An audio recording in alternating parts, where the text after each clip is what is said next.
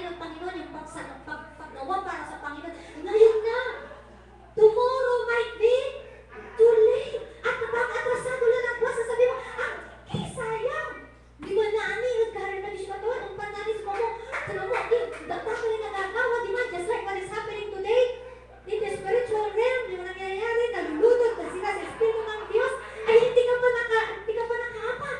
Kaya nga, sabi ng Panginoon, marami sa mga tao na nagtatampisaw pa rin. Nagtatampisaw. Di ba nung tayo, di ba ng ilog o dayan? Ito sila balabay kayo yung pantampisawan. Di ba diri? Mababaw pa ang iyong faith. Ang sabi ng Lord, kailangan malaron ka. Nakapagalaron ka kay matutungkad sarili. Yan yung sarili mga plano. Yagad na, nanan yung sarili ka ni tanay. Luwag jalamay dalong, ang apply. Dalo naman itong langoy. Hanggang pinagawan mo. Diba? Nagtatanulit mo nagkaroon mo dalong. That means, hindi mo na kaya yung sarili mo kontrolin. Ang tigawan mo natin, kung tawag ka lang. Diyos siya katawag. That means, ay bilay mo lang, mula hawak, ikahawak mo lang Diyos, nang tigawan ito sa isla, si katulay na uno. Ligtas to ka man, kaya to. Nang tungawan mo lang, wala si kato sumakaulay. Pero si panangitan tayo siya nakawan, huwag tayo magtampisaw lang sa gilid, pumunta tayo sa malalim na tubig. Lumalim tayo sa progreso sa panunlad sa spiritual. Amen? Lumalim tayo, huwag tayong kontento na lang. Sabi nga dito, excel today on your calling.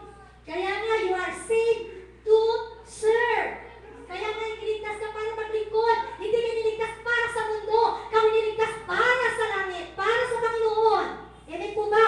Dahil wala kang ginagawa para sa Panginoon mamaya, sabi ng Lord. Pagharap natin, mamaya, mas masakit pong sasabihin ng Panginoon, I don't know you. Pagharap natin sa Panginoon, Panginoon, nagbigay po ako. Panginoon, naglingkod ako.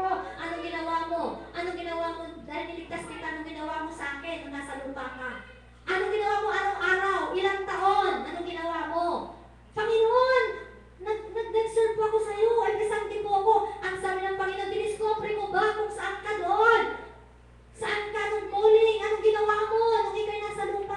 Anong ginawa mo?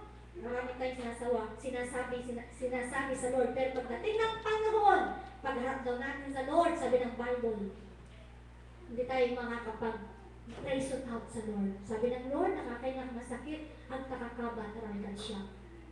Kasi amin nga gagawin tayo aka-record ang tahanan di siya katawan. Kaya it's time, my brother and sister, to work and progress and discover your calling. Para alam po natin, at today, i-excel po natin. Ito ng panahon para gawin na po natin talaga ang gusto ng Diyos sa ating buhay. Kasi if you believe this the last days, gawin po natin ang karapat-dapat at gusto ng Panginoon habang mayroon pang oras at panahon. And number 5, sa pag-discover po natin ng pagtawag ng Diyos sa atin, para umunlad po tayo, leave your past behind. Iwanan na yung mga nakaraan.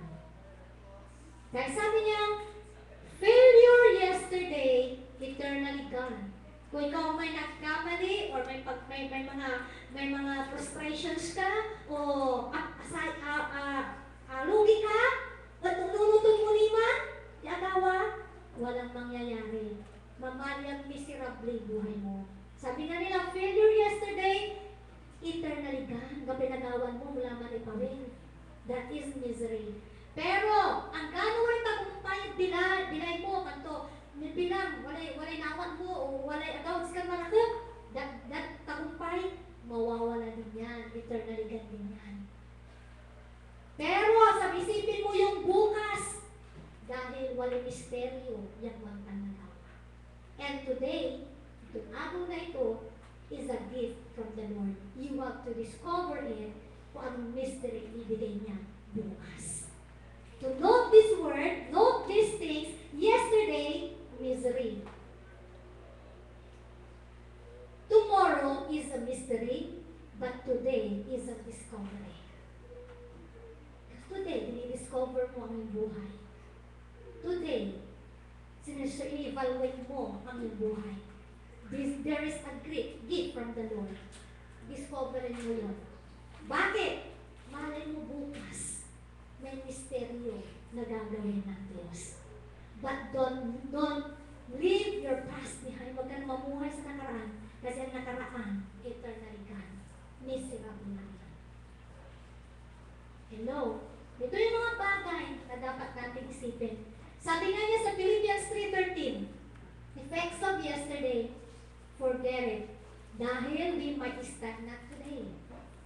Nagtumang ko na effect na nangyari kahapon, kalimutan mo na. Di ba? Walang problema. Walang karuman, walang nagawag sa isika. Nunutom mo.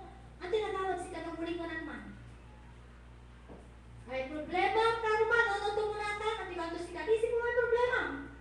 Na-stuck ka naman. Stagnant ka naman at kumakabilan ka. Sabi niya sa effect ng kahapon, lingwanan mo lang, wala namang magagawa yung kahapon. Kasi mai-stuck ka at para natan. Nung isipan mo kay karuman, agad natan ang itonto ka. Ito po ibig sabihin niya. Ang tunay na mayroong pagpapatawad at pagkakalimot, kapatawaran at kinalimutan mo, ito yung mahirap yung tinaduna. Alam, hindi ako nalikuanan. May ginawa to. Diba? Kasi ganito yung talagang leave your past behind. If you're still hurt, the pain, if you're still hurt today, the pain is still there. Kapag daw tayo ay nasasaktan pa sa mga nangyayari, sa lahat ng mga narinig natin, sa lahat na nangyari noon, wag hindi nung mahapulhol, hindi pa daw umagaling ang sugat na yan. Pero kapag hindi ka na umahapulhol sa mga pain na naranasan mo, that means wala ka na doon sa pain na yan. At tunay na kinalimutan mo lang ang nakaraan so that you can face for tomorrow because tomorrow is a mystery for today. Amen? Amen po ba? Okay, so open your Bible in the book of Philippians 3:13.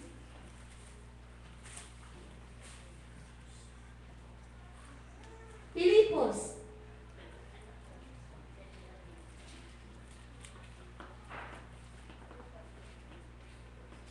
Kapitulo 3, versikulo 13. Mga kapatid, hindi ko pinalagay na natupad ko na ang mga bagay na ito. Ang ginagawa ko ngayon ay nililimot ang nakaraan at sinisikap na makamtan ang nasa hinaharap. Napakaganda no po? Yan ang batayan ng ating pamumuhay sa living the past. Kalimutan na ang nakaraan. Kaya kung tayo may mga bagay na kagalit or whatever na saktan kahapon, kalimutan na natin, i-forgive na natin sa Panginoon.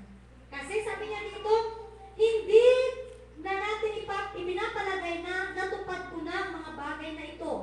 Ang ginagawa ko ngayon, nililimot ang nakaraan at sinisikap na makamtan ang nasa hinaharap.